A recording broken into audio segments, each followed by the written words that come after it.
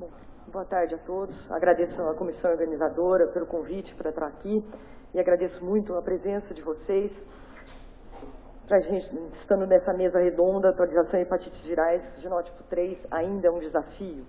Bom, para a gente responder essa pergunta, se o genótipo 3 ainda é um desafio, é bom a gente relembrar o que significa uma infecção pelo genótipo 3 no contexto atual, no sentido do impacto que essa infecção por esse genótipo vai ter na história natural dessa infecção, os esquemas terapêuticos disponíveis para o tratamento da infecção pelo genótipo 3 e as taxas de RVS em relação a esse genótipo, tanto em indivíduos sem uso prévio de DDA, quanto naqueles com falha de DDA.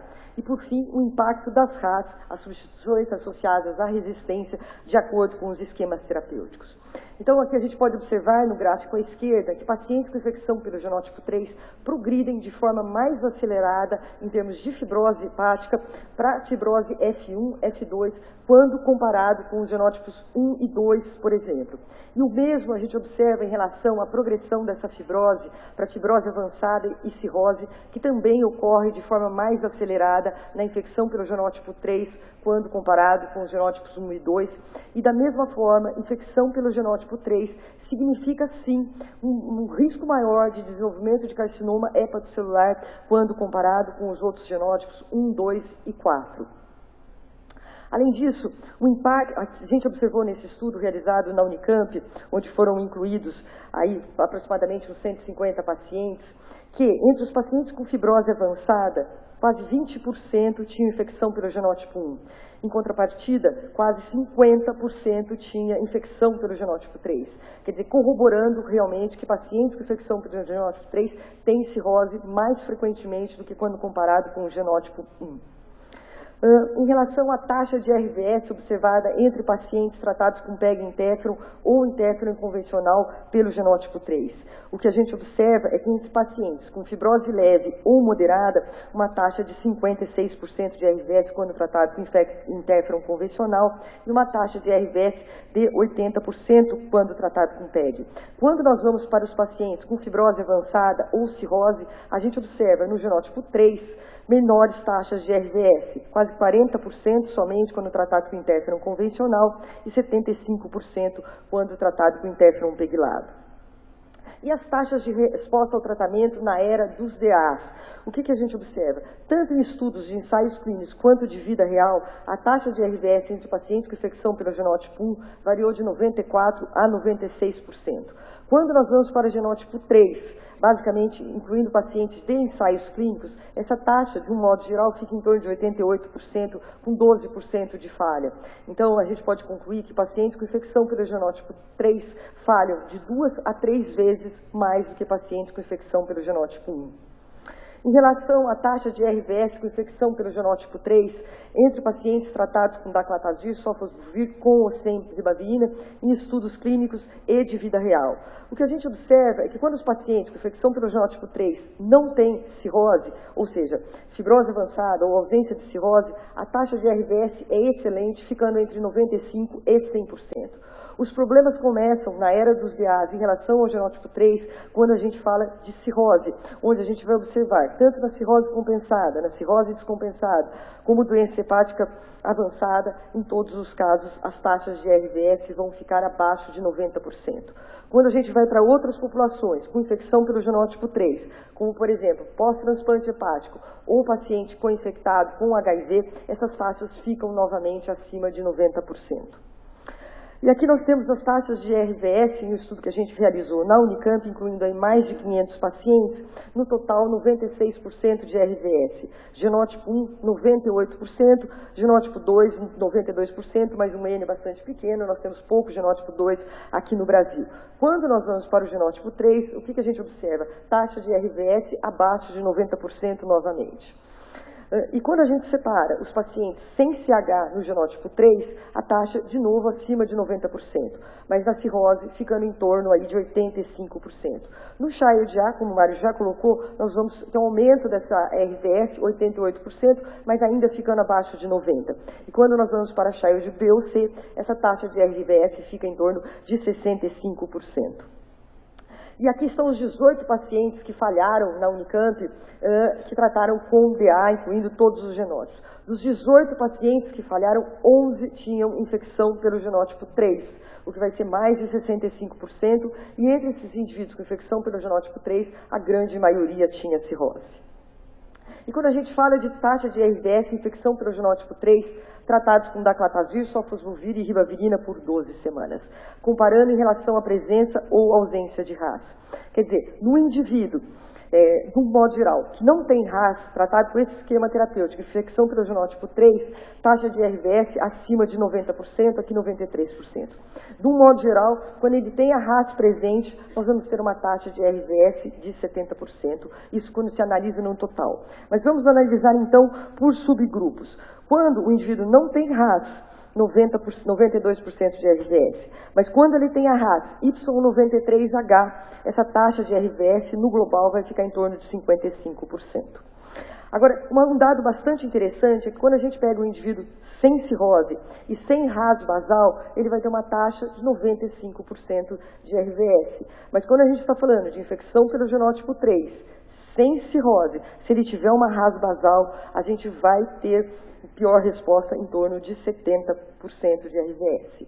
E por fim, quando a gente pega os indivíduos com cirrose, se ele não tiver a RAS, ele vai ter 70% de RVS. Quer dizer, a simples presença da cirrose, você vai ter uma pior resposta com esse esquema terapêutico. E quando a gente vai para o pior perfil de paciente, que é um indivíduo com cirrose e com RAS, no caso de genótipo 3, tratado com sofosbuvir, daclatazir e ribavirina, a gente está falando de 25% de resposta. Obviamente, o N é bastante reduzido desse estudo, mas ele já está nos contando alguma coisa.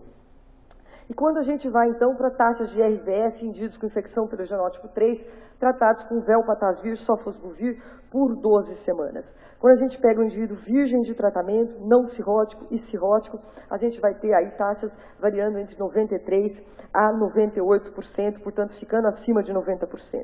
Quando a gente vai para o indivíduo tratado, experimentado a PEG e RIBA, aí a gente já tem 91% de resposta ou 89% no caso do indivíduo com cirrose.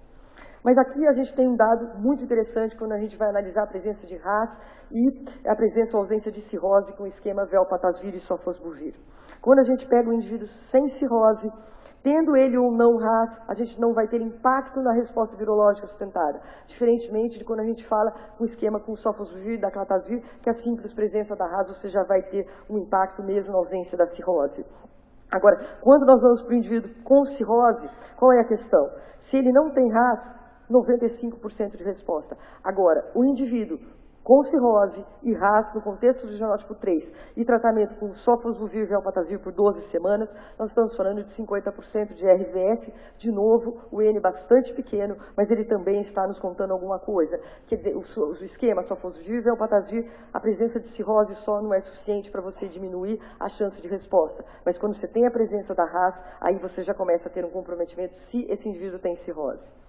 E quando a gente vai, então, para o indivíduo genótipo 3, tratado com glecaprevir, pibentrazvir, conhecido de uma forma mais simples como GP, mais fácil de falar, no indivíduo sem cirrose, tratado por 8 semanas, quer dizer, você diminuindo o tempo de tratamento, 98% de RVS. Em 12 semanas, 99%, mostrando aí que realmente no indivíduo sem cirrose, virgem de tratamento, você poderia trazer para 8 semanas. E quando a gente vai para o indivíduo com cirrose, 100% de RVS. Mas olhando de uma forma mais específica, quando a gente pega o indivíduo, então, genótipo 3, tratado com GP, virgem de tratamento, sem cirrose, glecaprevir, pibentrazvir, por 8 semanas. O que a gente observa? 99% de RVS se esse indivíduo não tiver RAS. Mas se tiver RAS, você já começa a ter aí um pouco de prejuízo dessa resposta. No indivíduo virgem de tratamento, com cirrose, tratamento por 12 semanas, sem o RAS, com ou sem RAS, 100% de RVS. Naqueles indivíduos experimentados, sem cirrose ou com cirrose, todos incluídos juntos, tratados por 16 semanas, 95% de RVS sem RAS, mas 89% quando você tem essa RAS presente. E quando a gente fala de uma RAS específica, não mais da Y93H, nesse caso a gente está falando da A30K. Quando ela está ausente, 100% de RVS, mas na sua presença, 75% de RVS. E quando a gente vai para a presença ou ausência da Y93H, a gente realmente nota que parece que essa RAS não tem um impacto quando a gente fala do tratamento com GP. Em relação às recomendações para o tratamento da infecção pelo HCV em pacientes sem cirrose, isso é o último guideline da Sociedade Europeia para o Tratamento da Hepatite C. O que a gente observa aqui é que nós temos aí 6 esquemas terapêuticos recomendados por essa sociedade, e desses 6 esquemas terapêuticos, somente 2 deles recomendados para o tratamento da infecção pelo genótipo 3. Sofosbuvir, velpatasvir e voxalaprevir, sem dúvida nenhuma, a gente sabe que é um esquema excelente, pan-genotípico, mas ele não recomendado aqui porque ele ficaria para pacientes mais difíceis de tratar. Mas vamos então aos 2 esquemas recomendados para o tratamento do genótipo 3, que são os únicos recomendados e que são pan-genotípicos. Quando a gente fala, então, sem cirrose, genótipo 3 virgem de tratamento, sofosbuvir, velpatasvir, 12 semanas. Exatamente igual o que é recomendado para os outros esquemas, para os outros genótipos. Já quando a gente vai para o esquema glecaprevir, pribentrazvir, 8 semanas para todos os casos, mas com uma observação quando a gente vai para o genótipo 3, somente para aquele que é virgem, para o experimentado, mantendo 12 semanas, porque você vai ter prejuízo de resposta. E quando a gente vai para todos os outros genótipos, virgem ou experimentada PEG e ribavirina, você pode diminuir para 8 semanas. Quer dizer, o genótipo 3 tem sim um impacto, tem sim uma característica especial. E quando a gente vai para as recomendações dos indivíduos com cirrose, com esse mesmo, com cirrose, infecção pelo genótipo 3, o que a gente observa aqui? De novo, os 2 esquemas terapêuticos, mas aqui a gente já passa a ter a inclusão do esquema sofosbuvir, velpatasvir, voxalaprevir. Para os outros genótipos não, por quê? Porque não é necessário, porque o genótipo 3 realmente ele tem um impacto aí grande na chance de resposta. Quando a gente fala de sofosbuvir e velpatasvir, a Sociedade Europeia preferiu não colocar no paciente com cirrose, que é virgem experimentado, pelo risco da presença da Y93H, que nesse paciente com cirrose, como a gente viu no estudo que eu mostrei anteriormente, você pode ter um impacto na chance de RVS. Quando a gente vai para glecaprevir, pribentrazvir, outro dado interessante. Para todos os genótipos com cirrose, a recomendação é de 12 semanas. Quando a gente vai para o genótipo 3, no virgem poderiam ser 12 semanas, mas realmente no experimentado você estenderia para 16 semanas. Também contando o quê? O paciente genótipo 3 com cirrose experimentado é aquele que vai ter a maior dificuldade de tratar, por exemplo. E coloca como opção, como eu falei anteriormente, o sofosbuvir, velpatasvir e voxalaprevir como opção, uma vez que não colocou sofosbuvir e velpatasvir. E o que nos conta, então, o guideline americano de 2018 para o tratamento da infecção pelo genótipo 3 aqui? No indivíduo sem cirrose e sem tratamento prévio, aí você poderia utilizar realmente o GP por 8 semanas, uma vez que ele não tem cirrose, e é virgem de tratamento. A outra opção seria realmente o sofosbuvir, velpatasvir por 12 semanas, uma vez que esse indivíduo não tem cirrose. Quando a gente vai para o indivíduo com cirrose, mas sem tratamento prévio, quais são as recomendações? O GP, 12 semanas, e o sofosbuvir ou velpatasvir também por 12 semanas, e realmente ele coloca aqui no cirrótico como opção, mas realmente existe a preocupação, que ele coloca a observação, que quando a Y93 estiver presente, uma opção seria realmente o sofosbuvir, velpatasvir, junto com o voxalaprevir. Em relação, então, já que a gente viu o impacto das RAS no genótipo 3, seria entender um pouco qual é a prevalência dessas RAS, tanto em indivíduos virgens de tratamento, isso no genótipo 3, quanto aqueles que vão evoluir com uma falha virológica. E o que a gente observa é que entre os indivíduos virgens de tratamento, a prevalência de uma RAS é inferior a 10%. Por isso, até que a gente vai ter pouca falha, mesmo nos piores esquemas, a gente está falando de 85% de RVS, porque a prevalência é abaixo de 10%. Mas quando a gente está falando de um indivíduo com falha virológica, que falhou um esquema, por exemplo, com sofosbuvir e daclatazir, a gente está falando de uma prevalência de RAS nessa falha de 85% praticamente. E quais vão ser as casos mais frequentes? A Y93H e a A30K, que são aquelas que realmente vão ter um impacto na resposta. E por falar, então, em impacto na resposta, na taxa de RVS, infecção para o genótipo 3, após uma falha prévia ADA. Esses são os pacientes que tiveram falha a sofosbuvir e velpatasvir, ou sofosbuvir, velpatasvir, voxalaprevir, tratados por 12 semanas, e que depois foram tratados por 24 semanas. E o que a gente observa? Em relação ao genótipo 1, genótipo 2, a presença ou não de RAS, você não vai ter praticamente nenhum impacto. Mas no retratamento, no genótipo 3, ausência de RAS, ótimo, 100% de RVS, mas se ela estiver presente, vai ser abaixo de 80%. E lembre-se, o risco de você ter uma RAS na falha é de quase 80%. Então, sua chance de falha realmente se torna maior. E quando a gente falha na abordagem da falha terapêutica, em retratamento com sofosbuvir, velpatasvir, voxalaprevir, ou sofosbuvir, velpatasvir por 12 semanas, após uma falha com DA, que não incluiu um NS5A, incluindo todos os genótipos. No total, então, o que a gente vai ter? 98% de RVS para o esquema com sofosbuvir, velpatasvir, voxa, e 90% com sofosbuvir, velpatasvir, demonstrando aí realmente uma pior resposta. E no esquema, isso em relação ao genótipo 3, no retratamento, 94% de RVS, quando a gente trata com SOF, VEL e VOXA, ou seja, incluindo as 3 classes de medicação, mas 85% com sofosbuvir, velpatasvir. Em relação à abordagem na falha terapêutica no genótipo 3, retratando com sofosbuvir, velpatasvir, voxalaprevir por 12 semanas após falha com DA. E aqui um dado bastante interessante. A taxa de RVS no global foi de 96%, bastante elevada. Tiveram 6 recaídas, 1 breakthrough e 2 retiradas de termo e 1 abandono. Quer dizer, a gente pode falar que realmente falha virológica, nós tivemos 6. Breakthrough foi por uma não aderência. Mas entre essas 6 recaídas, aonde que nós vamos encontrar 4 delas? No genótipo 3. Em relação à taxa de RVS, infecção pelo genótipo 3, após a falha prévia DA, é o estudo Magela 3, que avaliou a eficácia de glecaprevir, pibentazvir, mais sofosbuvir, mais ribavirina em pacientes que tinham falhado previamente a GP, e aí nós tivemos excelentes taxas de RVS acima de 95%. E isso, tudo que a gente conversou agora, envolve muito o quê? A barreira de resistência dos antivirais atualmente disponíveis. E se a gente pegar os inibidores de protease com ação sobre o genótipo 3, que são basicamente voxalaprevir e glecaprevir, o que a gente observa? Que são realmente os inibidores de protease com uma barreira de resistência mais elevada. O sofosbuvir, quando se fala de resistência, realmente ele dispensa qualquer comentário, porque tem uma altíssima barreira de resistência.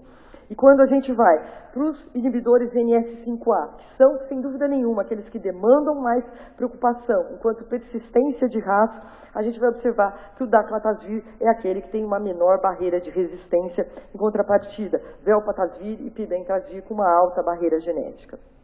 Então, gente, finalizando já quase, isso não tem nenhum tipo de conotação política, mas é uma questão histórica, que o regime de Stalin foi marcado por violações constantes de direitos humanos, massacres, expurgos e execuções extrajudiciais de milhares de pessoas e fome. Estima-se que entre 20 e 60 milhões de pessoas tenham morrido durante seus 30 anos de governo. Então, a pergunta aqui é se Stalin foi um problema? Depende. Depende em que sentido. Talvez ele sozinho não tivesse tido todo esse desfecho trágico. A questão era a presença dele, seus apoiadores, a censura, o momento histórico que se vivia, o fato de ser um regime de ditadura e o fato de estarmos numa época de Guerra Fria e possivelmente a própria localização da antiga União Soviética. Da mesma forma, talvez, todos esses fatores, sem eles, não tivessem sido suficientes para esse desfecho. E a comparação aqui que eu faço é que são 25% de infecções pelo HCV no mundo são pelo genótipo 3. Infecção por esse genótipo associa-se com progressão mais acelerada de fibrose e com o desenvolvimento de CHC. Então eu pergunto para vocês, o genótipo 3 é um problema? Ele, isoladamente, eu tenho uma certeza de que não. O problema é ele e os fatores que vão se associando a ele, como, por exemplo, a presença de cirrose, a presença de RAS NS5A, barreira de resistência do antiviral, um tratamento subótimo ou uma potência antiviral inadequada ou a existência de um tratamento prévio. Conforme a gente vai associando esses fatores, talvez ele seja um problema. Mas a pergunta não era se ele era um problema, a pergunta que eu tinha que responder é se ele era um desafio. E a minha resposta fica, depende, né? E vai dependendo dessa associação de fatores. E aí, para exemplificar para vocês, a cirrose, ela é um problema? Se a gente for tratar com sofosbuvir e daclatasvir 12 semanas, só a presença de cirrose. Se a gente for para um outro esquema, por exemplo, sofosbuvir e velpatasvir, Só a presença de cirrose não é um problema. Agora, se a gente for tratar com sofosbuvir, velpatasvir e tiver a Y93H, será um problema. Então, se ele é um desafio, vai depender muito dessa somatória de fatores. Então, quanto mais a gente puder eliminar esses fatores, melhor. Alguns são impossíveis. Obrigado pela atenção.